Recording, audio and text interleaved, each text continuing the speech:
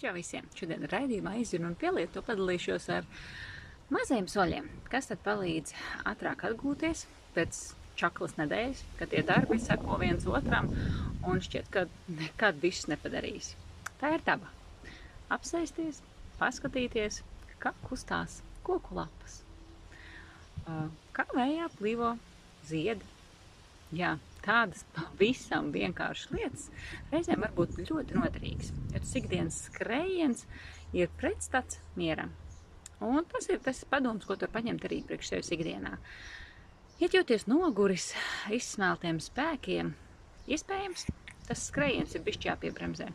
Jo citreiz gadās, ja mēs paši nepiebremzējam, tad tomēr dzīve palīdz piebremzēt ar kādiem netikforšiem notikumiem.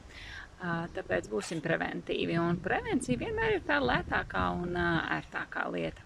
Liksim sev pirmajā vietā un parūpēsimies par sevi, parūpēsimies par resursu atjaunošanu. Lai tev brīnišķīga diena un izzina un pielieto kopā ar ieber.lv.